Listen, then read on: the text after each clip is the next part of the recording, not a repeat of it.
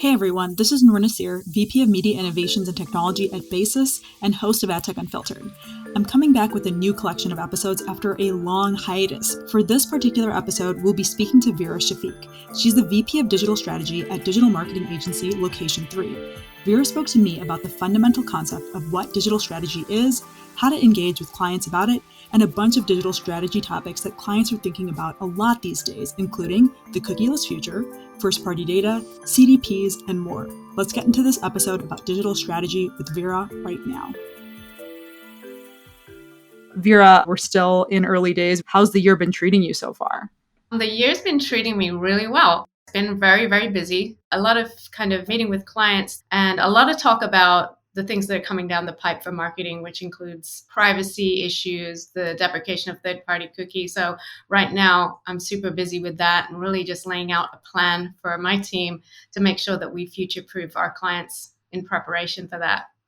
Yeah, there's a endless supply of things to be preparing clients for. And maybe we think that every year, but I feel like that's especially true this year. There's so many things we could talk about, Vera, but for today's conversation, I think we're going to hit on something in a more evergreen space. We're going to talk about digital strategy. I'll ask you a really simple question to start. What does digital media strategy mean to you? Digital strategy, first of all, to me is, if we break it down even further, it's literally a plan of action, right? And strategy was originally a military term as to how do you win a war or battle, right?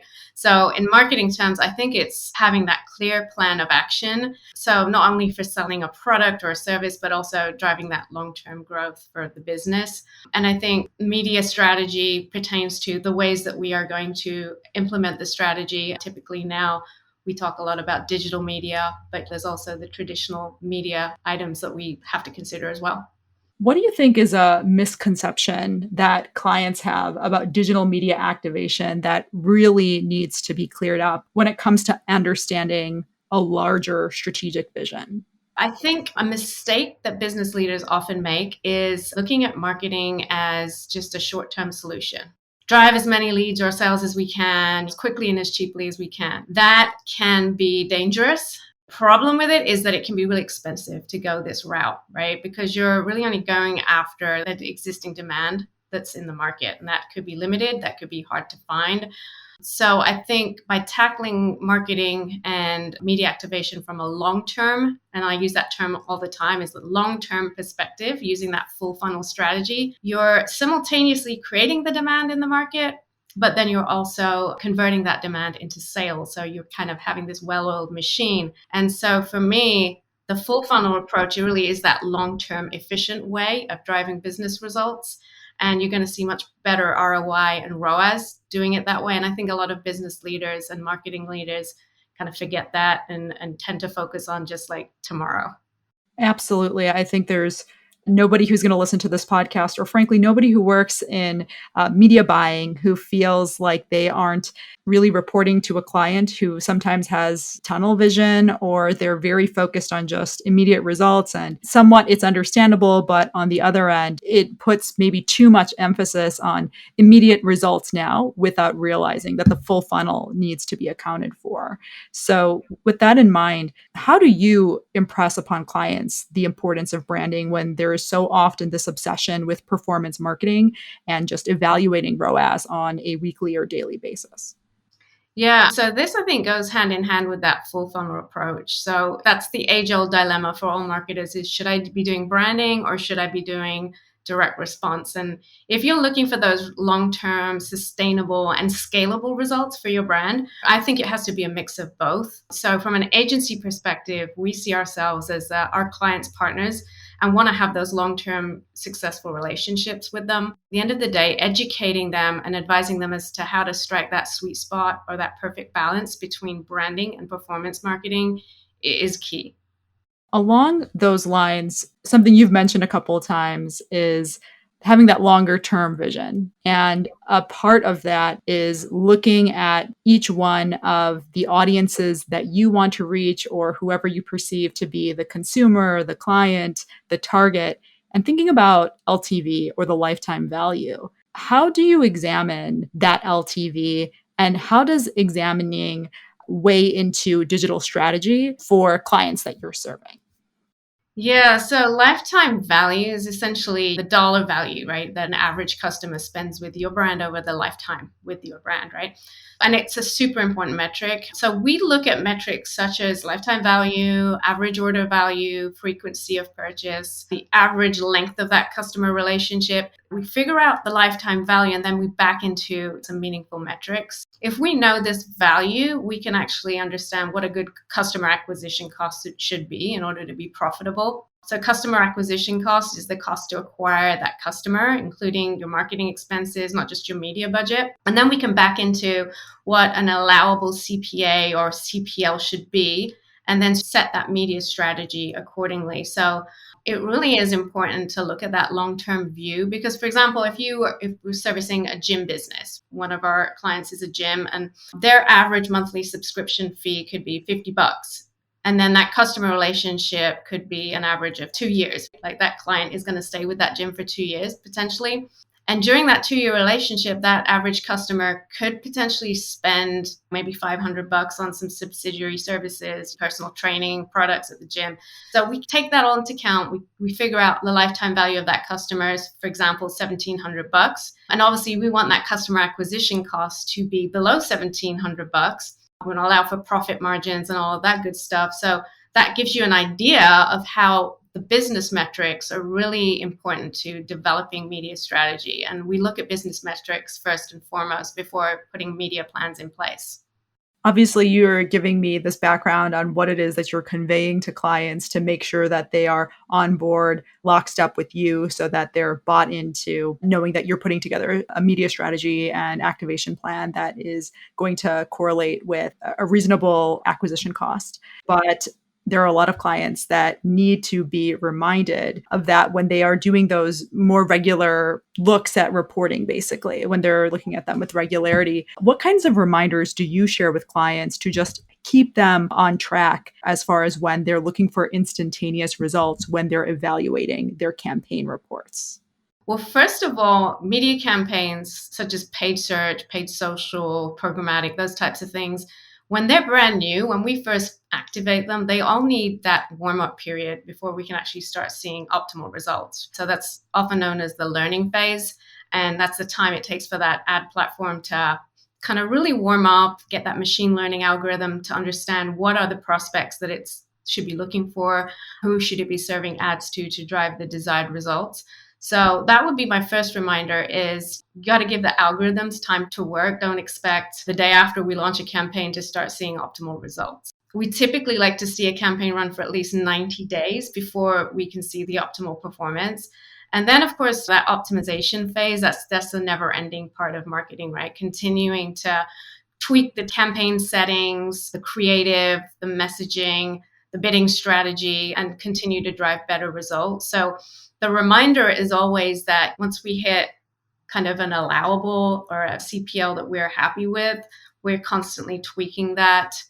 And when running that full funnel strategy, there's going to be a lag period before that demand gen or the brand awareness tactics start to permeate. We want the top of funnel to have an effect on the lower funnel. So it's really important to set the expectation before any media activation that it takes time for this machine to start to actually work. It's almost like a flywheel. The momentum starts to go, but it takes a while before we actually start to get in the groove of things. And then with organic strategies such as SEO or content marketing, I like to use the metaphor, it's a marathon and not a sprint.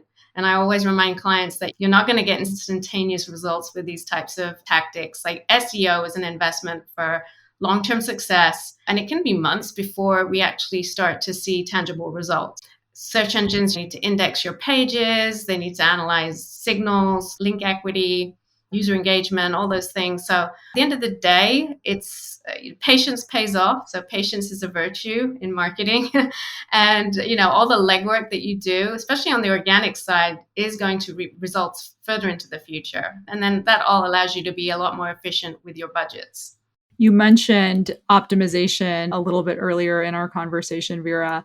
So I wanted to ask you, how do you communicate an intentional shift in digital strategy in a way that's going to sit well with clients, especially if they are accustomed to some of the old ways in which they've previously seen programmatic activations take place?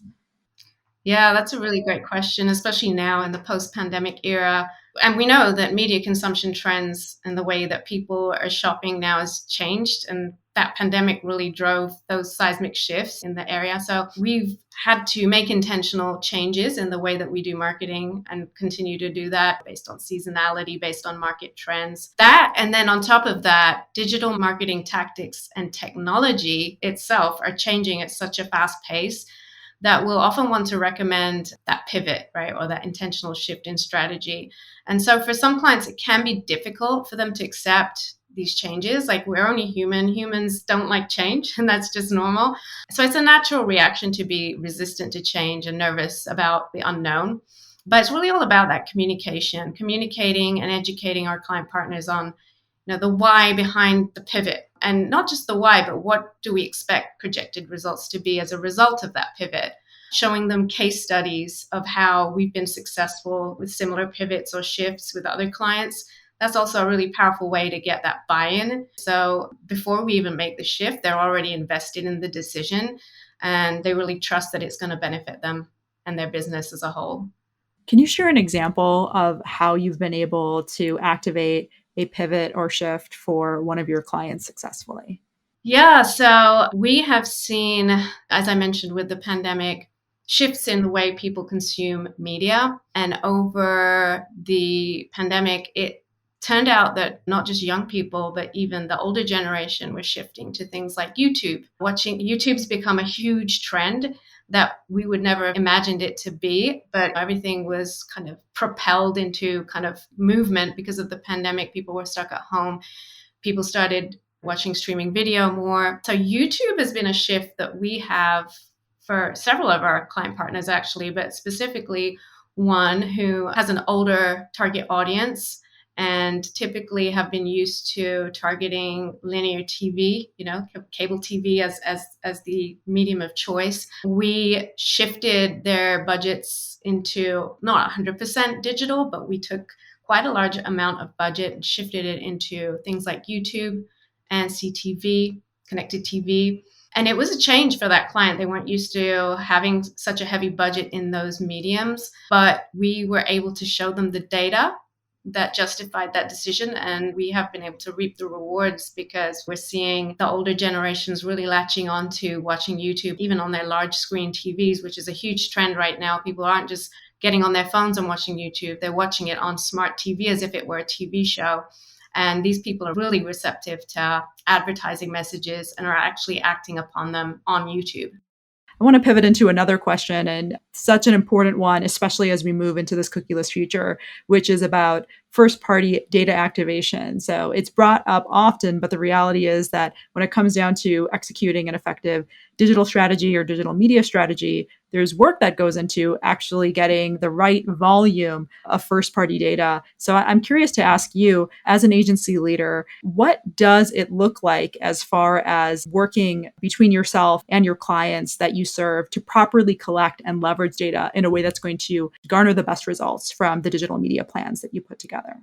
Yeah, so one of the pieces of advice I always give my clients is that, collection of data should be done selectively, and it should be all about quality, not quantity, because, a lot of times we're collecting these hordes and hordes of data, really don't know what to do with it once we have it. A lot of it's just garbage, honestly, garbage in, garbage out. So to be really selective about what we collect. And by being selective, we are going to force ourselves to only collect data that's going to move the needle for our business. And it's also going to allow us to be more ethical in the use of our data. We're going to be respecting the consent and choices of our customers by only selecting and storing data that they're allowing us to store or giving us permission to store. And I think at the end of the day, going into 2022 and 23, kind of notion of clean data is going to be really important. The cleaner our data, meaning the more accurate our data that we are collecting, the better it's going to be for our marketing campaigns and strategy, because we are now using real, true, accurate data rather than stale data, which is something that, a lot of businesses do have on hand right now. So I think the name of the game is going to be first party data. Absolutely has to be collected and has to be a priority. It's a strategic imperative for any marketing leader. And let's just make sure that we're doing it for the right reasons and storing the correct data. Vera, you just mentioned how it is imperative for clients and brands to be collecting clean data, and that surely is a part of clients' digital strategy. But from a strategic leadership standpoint, how do you guide clients on the right path forward to collect data in a way that really is privacy centric or just respectful of privacy, especially as we are increasingly in a world where it's important for brands to be reflecting on that? It's a mutual value exchange. So bear in mind that when we're collecting data about our customers or our prospects, we want to give them a reason to share PII with us, their email address, their phone number, whatever that happens to be. If we want that, we have to provide some kind of value and give them an incentive to provide that. For those prospects that don't want us to track them or don't want to collect their data, obviously we need to have measures in place to respect those wishes. And so that's where CDPs and platforms like that come in. But I think the key then is going to be to start collecting that first party data, but then continually refining and enriching that data by putting surveys out to your customers or prospects, asking them questions, having them raise their hand and giving you freely and voluntarily information about themselves, not just PII, but about their preferences, about the ways they like to shop, about the ways they like brands to communicate with them. Getting that information from the prospect or customer by voluntary action is going to enrich our data and allow us then to do much better quality marketing going forward. And we're going to be able to deliver those remarkable experiences, which at the end of the day is what the job of the marketer is to do. I would also say focusing on retention strategy is something that's going to be more and more important as we go into the cookieless world. We want to start focusing on spending our marketing budgets on keeping loyal customers. That's actually a more efficient way of marketing than trying to get new customers. So I think it's going to be a fine balance between the two. Yeah, I think I don't hear that viewpoint often enough in terms of how important it is not just to collect the data, but then to keep it clean and keep updating it. I love that touch point about making sure that you're having that continuous interaction after you've gotten the data. It's not good enough. More interaction is necessary. And I think of so many of these world-class brands that have a lot of first-party data, especially the ones that I just have a consumer-facing relationship with. And what are they doing? They're constantly interacting with me and getting me into a position where I feel comfortable sharing more information with them. So I'm completely in alignment. Seemingly a simple point, but not so easy to actually achieve. I want to ask you a follow-up question on the back of that. As far as the fact that we are moving into this cookieless future, it's inevitable, it's coming up, even if it isn't coming up today. Sometimes I think there is this false sense of confidence that we still have cookies now. So we are not really looking forward to that future in which suddenly cookies will no longer be accessible. So I'm curious for you, as an agency leader, how do you bridge that gap between what we can still do now, which I imagine you still activate with third-party cookies as most folks do at this moment in time, and then getting clients to acknowledge that we're shifting into a future in which this current data source is no longer going to be accessible? Yeah, I think the first thing to bear in mind is it's already started. The cookieless future has started. Firefox and Safari already deprecated their third-party cookies a few years ago. So we've already started experiencing data loss. And then Apple's iOS 14.5 update, as we all know as marketers in April of 2021, that's created a huge amount of data loss, especially on Facebook, but other platforms as well.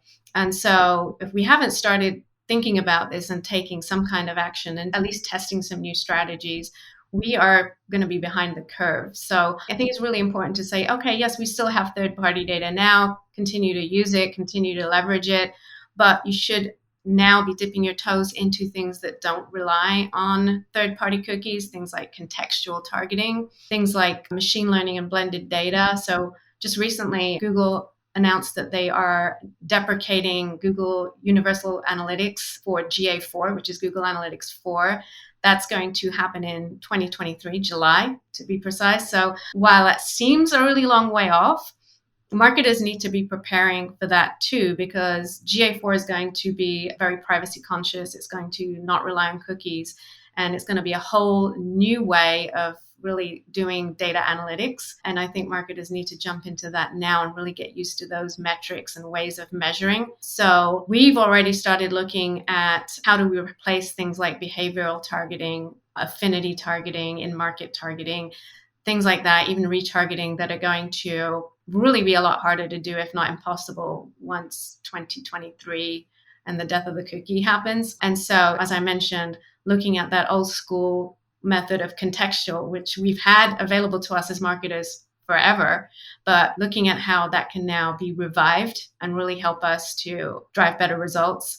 We're also looking at things like in-app lead gen. So this would be collecting lead information within the app itself, Facebook, LinkedIn, whatever that happens to be, rather than driving people to the website, because once you send people to your website, there is the chance you're going to lose them because tracking is going to go away, cookies will go away. So finding innovative, out-of-the-box ideas of how we can retain that data and still be successful marketers. July 2023 does not feel far away to me. I'll tell you that much, Vera. It feels like it's sneaking up real quick. And of course, Google has moved the target in the past. So with a combination of what's happening with cookies and what's happening with GA, I feel like everything that's in the ad tech ecosystem is being impacted, from targeting to attribution to measurement. And we don't need to necessarily backpedal into that earlier question as far as preparing clients for the change. But I think these are all going to be a significant test for agencies and for leaders to really convey and communicate clearly to their clients. I'll take it from there and ask you a little more about something you brought up or briefly mentioned earlier, which is CDP or CDPs. Can you tell me a little bit more about them as far as them being a part of a path forward where clients are looking to collect or segment more first-party data?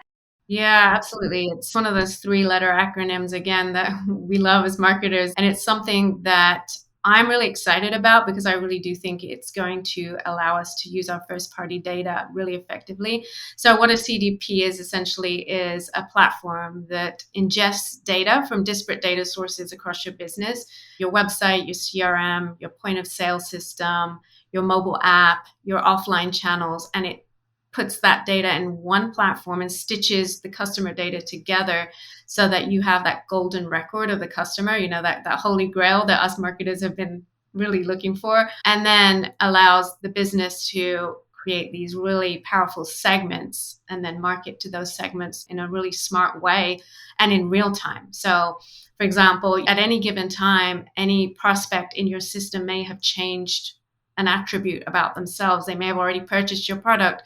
They may have signed up for an email, right? And the CDP is going to immediately know that, okay, this customer, this is what they're doing, this is what their preferences are, and this is how you should speak to them or market to them. This is what they're looking for.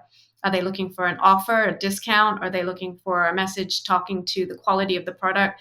And then you're able to really customize your messaging that way. So really excited about CDP. And it is a conversation that we're having with several of our clients who really want to learn more and want to start onboarding this type of technology for their business.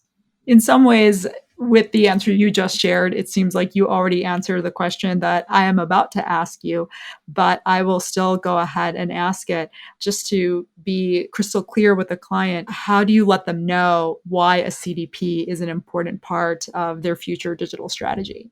Yeah, so I guess the first thing would be, is first party data important to you as a business? And really the answer should be yes at this point. If not, we would have a conversation as to why it should be. We're losing third party. First party is where it's at. And then really just getting into the nitty gritty with the client on what are your goals, right? Going into the future. Do you have disparate data sources storing information about your customers? If you do, CDP is for you. Do you have multiple marketing engagement channels, right? Typically the answer is yes. If that's the case, then CDP again is for you, because we are going to be able to send those segments off to Google Ads, to Facebook, to LinkedIn, to programmatic, and really kind of harmonize your marketing or orchestrate it. And then a question that we often also ask our clients is, do you feel that your marketing could be more segmented? Could it be hyper segmented Do you think that the messaging could be more personalized? Typically, the answer is yes. So again, CDP will help with that.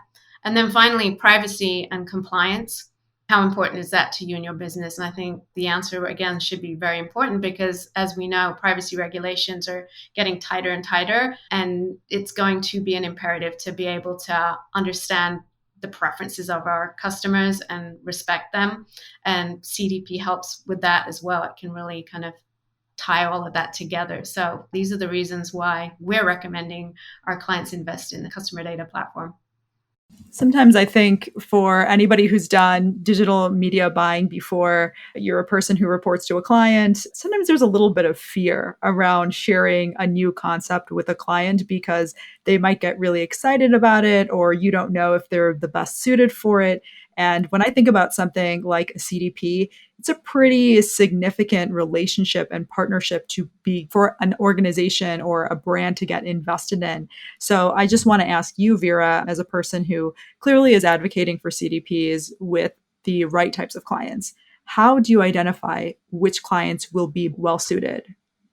Yeah, that's a really good question and pretty challenging. And I think the first thing we want to consider is that client sophisticated in their use of technology? Like, what does their MarTech stack look like now? Some clients may not be ready for CDP. They may still be working on other things like, getting their website experience up to scratch or optimized, or maybe their CRM isn't really doing enough for them and they need to focus on that. So I think jumping into a CDP isn't necessarily right for every client, but I think any client that has a relatively sophisticated tech stack, any client that has those disparate data sources, especially if they have things like a mobile app, they're brick and mortar, and they have stores as well where customer data is being collected, those kinds of clients who feel that they're not really understanding their customer from a 360-degree profile. Those are the clients that we'll recommend would be a good fit for CDP. Why should clients be taking the possibility of building a CDP partnership seriously? And I know it seems like a silly question because of everything that we've mentioned earlier as far as the cookieless future, but I think still thinking about the fact that clients are vetting a lot of different types of solutions simultaneously, they might feel overwhelmed. How do you impart the importance of its consideration in the event that they meet that criteria that you just described a little earlier? Yeah, well, I think the main reason is competition, right? You got to keep up with the Joneses. If you don't think about this, don't invest in it, your competition will. And I think that's going to give them a real big edge on the success of their marketing. And we don't want any of our clients to kind of fall behind the times. So that would be one top reason for really taking it seriously. Right now, there are hundreds of vendors out there that are offering CDP as a platform. That landscape is getting more and more consolidated and companies are buying each other out. And I think we're going to start seeing some kind of top dog CDPs kind of rise to the top, the cream of the crop.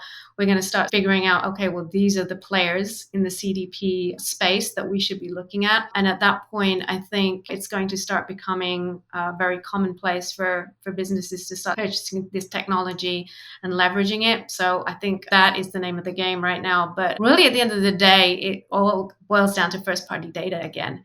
If you're making an effort, taking time, investing money in collecting first-party data, then the CDP is the next level to leveraging that data. So you don't want to waste your efforts and then try and manually figure out what you're going to do with it. I think that CDP is going to take you to the next level. So I think it's an investment well worth making. And those would be my two main reasons. We still have a lot of the year ahead of us. What are you most excited about, Vera, from a digital strategy standpoint as we continue to make headway into this new year? Yeah, I think you probably already know the answer to that based on a lot of the things I said. I think CDP is one of the things I'm really excited about. Just diving into what is a relatively new channel for everyone or a new platform, understanding what the capabilities are and what the outcomes will be once we start to fully leverage these platforms. But I think to boil it down, what I'm most excited about is being able to do better marketing, smarter marketing, more ethical marketing that the consumers are excited to receive and be on the receiving end of. Marketers for a long time have had this reputation of, being creepy or, being insensitive. And a lot of people have blocked ads and really kind of do not appreciate some of the ads that they're being served because they're irrelevant, etc. And I'm really excited about getting back to basics and doing marketing in a really organic, healthy way, respecting what our consumers want from us and personalizing it, honestly, because that's really the goal, is to be able to hit our prospects with messaging that really does kind of excite them, right? And kind of give them a delightful, remarkable experience. And these are things that we can now, I think, do, even with the cookie disappearing, because I think the third-party cookie actually hindered us in a lot of ways. And I'm just excited to get rid of third-party cookies, move on, and start doing marketing in a more exciting and organic way. In some ways, the third-party cookie made us lean back too much and put too much reliance on this tool. And then we also were suggesting that all of the benefits of this medium, the digital media opportunity, is contingent upon what the cookie can deliver to you. And it was oftentimes sold into clients that way. So I just love the passion with which you're approaching a world in which cookies don't exist and being an advocate for the utilization of new platforms and the evolution of the tech stack. So I'm excited to touch base with you again in the future, Vera, as Location 3 does new and interesting things in the digital media world. Absolutely. Yeah, me too. Definitely looking forward to keeping in touch with you, Noor. Thanks again to Vera Shafiq, VP of Digital Strategy at Location 3. Something I took away from this conversation with Vera beyond her knowledge of the topics discussed was her capacity to paint a big picture. I think some of the art of selling in a strategy has been lost in an industry that is now dominated with slinging promises about optimizations taking effect in a day or so and other types of instantaneous yield. Some of the concepts we discussed today aren't turnkey and won't be easy for every brand or marketer to immediately accept, especially when they may need to be doing investment upfront and see results holistically after a waiting period. It seems like going back to the fundamentals of advertising is something we're going to be seeing a lot more of in the future. That's it for this episode. I'm Noor Naseer. More episodes of AdTech Unfiltered coming up real soon.